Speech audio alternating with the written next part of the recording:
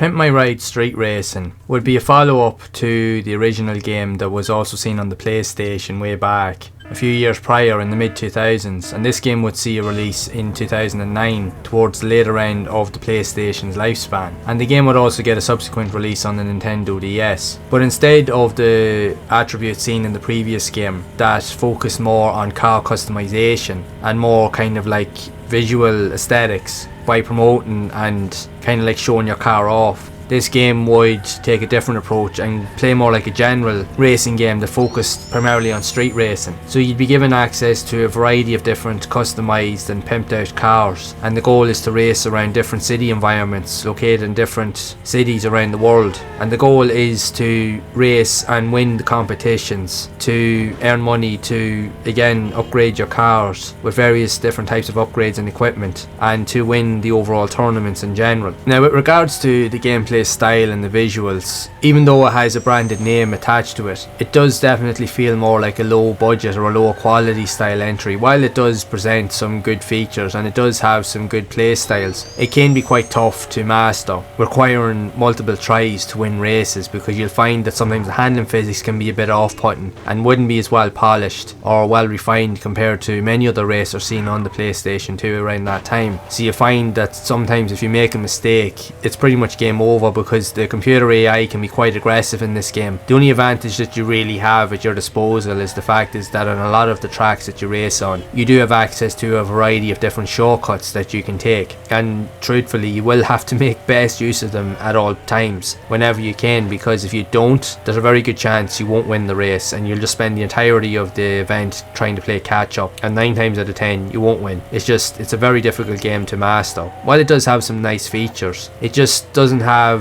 the iconic presence of a lot of other racing games that would have been seen at the time, again because it just plays and feels more like of a lower budget style game. It is good in short bursts, but will require a lot of time again to put in just to get used to the various dynamics and control features to win races and to unlock cars. And a lot of it really is just down to not just skill but pure luck, because when you're racing it has elements that you would see even in the likes of Need for Speed games and even other open world style racing environments, where you do have to contend with live streets and different interactive elements with cars and other vehicles moving along, and the problem is they will get in your way, and if you're not careful or if you're not aware of your surroundings, there's a very good chance you will crash out and you will end up just destroying your progress, and it's pretty much game over and you will have to restart the entirety of the race, and that in most cases will frustrate a lot of players. It definitely did with me when I was playing the game. I found at times this game was driving me crazy to have to constantly restart. I find in some cases I would have to play the same race 3 or 4 times over before I could have one good run at it, and even at that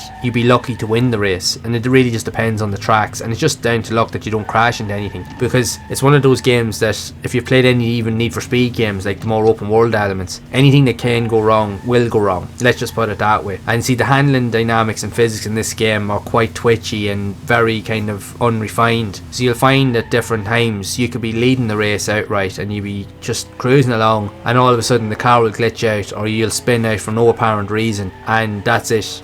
Someone will pass you out and then the race is over after all of your progress and hard work, and it's really just down to something that's beyond your control that will cause you to lose the race, which again will lead to the frustration in this game. So it just will require a lot of patience and the use of the shortcuts in the races to really have any sort of chance of winning when it comes down to it at the end of the day, because it will frustrate a lot of players. But it is what it is. It's not the most refined game, nor is it even the best racer on the system, but it is a game that offers something different and does offer a different challenge, and if that's what you're into then you can give it a go and see what you think, but just being warned that it isn't an easy game to play in any regards. It will challenge you and it will frustrate you, but then you might enjoy it. Who knows? You won't know unless you try. But I would love to know your thoughts on Pimp My Ride Street Racing for the PS2, if you have played this game back in the day, or even that you played the original game on the system. Also, I'd love to hear whatever stories you do have of this game, so be sure to share it down in the comments below. If you have enjoyed this video, make sure to leave a like, subscribe to the channel and hit the bell to be updated with future videos. And if you would like to see more content around other types of unique and somewhat unusual and quirky games like this that was also released on the PS2, you can check out the playlist here on screen to see more of those games in action. And I will see you all in the next one.